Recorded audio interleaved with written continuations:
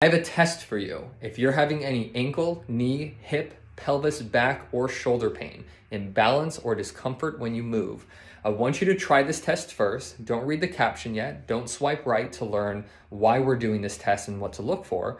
I want you unknowingly doing a test so we can capture what is really happening without any forced manipulation or masking or hiding any of the problems that we're gonna now talk about. So this test is really simple. Put some shorts on so you can see your knees, take your socks and shoes off so you can see your ankles and feet. And all you're gonna do after you prop your phone up on a chair is walk towards it. Then turn around and walk away from it. I want you to do this 5 or 6 times so you can have enough data to look at what I'm about to teach you in the next couple of videos.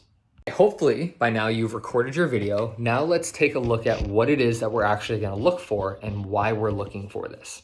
Walking requires obviously forward motion, but how we move forward is by rotating the pelvis and the upper body. However, the legs should not rotate when we walk. So when you're walking, that heel should hit the ground, the foot and the knee should point forward. When the foot lands on the ground, again, everything is forward facing.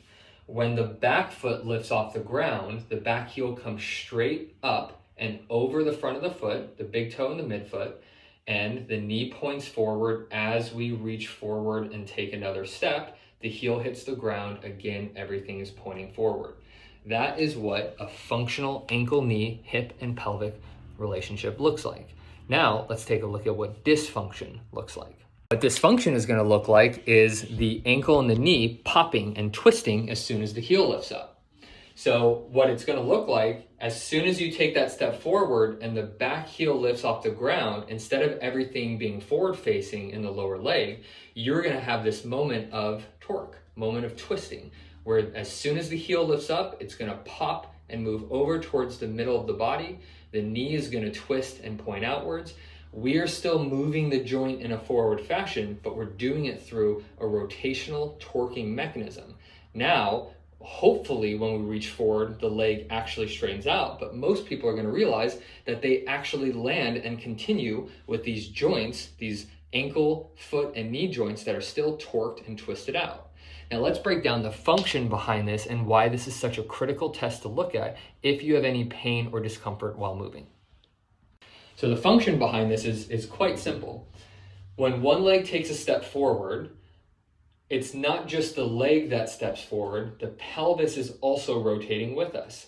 It's the leg stepping forward and the pelvis moving that helps us not only cover more ground per stride, but it also softens and dampens the effects and the weight and the joint impact when we land. If our pelvis stayed stationary, it would be a lot of thudding because it's just flexion and extension at the ankles, knees, and the hips. The pelvis rotating is what dampens the force of impact when we walk. So for the pelvis to rotate, notice how both of my knees are pointed forwards. I can rotate the pelvis counterclockwise and also clockwise, and the knees are still pointed forward. They can do this because of how the hips are designed to rotate with the pelvis. If the hip cannot rotate well with the pelvis and there's dysfunction, meaning the hip and the pelvis do not move and articulate well together, there's kind of a stuckness. When I go to take that step forward, the right leg's going to step forward. The pelvis is also going to twist, but because this back hip can't twist and rotate effectively, because there's no function here, as soon as that heel lifts up, it pops. Because it's rotating, the pelvis rotating clockwise is what's twisting that back leg. So when the hip is unable to rotate in the socket and the pelvis is unable to rotate on top of the hip, you're going to get this explosive little twisting, torquing mechanism every single step. Now, one step here or there might not be a problem, but we're talking 2, 3, 4, 5 to 10,000 times a day. Things are snapping and twisting with every single step. It's this abductory twist when you're trying to move forward that puts and takes a massive toll on the soft tissue, the tendons, the fascia, the ligaments, the muscles.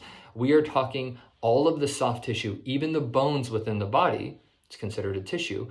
We are stressing the system because we have lost the rotational function of the hip and the pelvis, And now our leg is just literally snapping around with each and every step. Again, it can happen with just one leg if there's dysfunction very severe in one hip, or if there is hip dysfunction in both, it can literally happen with both hips. To change this, I've got a couple really simple recommendations. The first is if you're observing your test and you're noticing the snapping, twisting motion of the ankle and the knee, just focusing on restoring the hip is typically now not enough, because your entire body has been responding to the way that you've been walking like this for days, weeks, months, years, if not probably a lot longer than that. The best way to resolve this abductory snapping, twisting motion is to restore function in the hips and the pelvis, and also teach the ankles, the knees, the spine, and the shoulders how to move properly as well. Think about the body around this hip dysfunction that's had to learn how to twist and deviate and shift and compensate because of the hip and the pelvic relationship not functioning properly with each step. If you notice walking or running or standing for long periods of time is uncomfortable, it has to do in part with how your body shows up within this specific test. As I said, the first piece of advice is not becoming hyper-focused or fixated on just the hip and the pelvis. We have to take a step back and look at what is the entire body now doing when you move.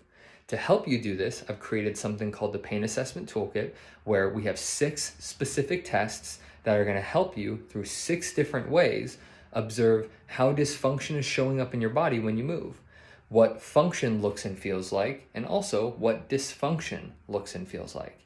Observing and understanding this is the first start. It's the first real step in getting a complete understanding as to what is actually happening with your body that's causing you to move and feel the way that you do, doing whatever activity or lifestyle that you're living. Assessing is the first part, and then when you're done assessing, we can then show you in the movement program the routines, the structure, and the program that everybody else is following to restore the problems that you found in your assessments. Click the link in the bio. Remember, the first step is not becoming hyper-focused and fixated on just one key area or joint or problem. It's in taking a step back and looking at what the entire body is doing when you move. To help you do this, I've created something called the Pain Assessment Toolkit, in which when you get it, you're going to get access to 6 other tests that I break down in really great detail. I'm going to show you what function should look and feel like, and then I'm also going to show you what dysfunction and compensation looks and feels like. Once you get more of a complete understanding as to what is actually happening with your body when you move, you're going to then start to be able to understand that it's going to require a total body solution. We can't just focus on bits, parts, and pieces anymore or chase symptoms. We have to improve the entire human movement system. And that is what my movement program that comes after the Pain Assessment Toolkit is going to show you how to do each and every single day for the rest of your life. Click the link in my bio to get started and learn more.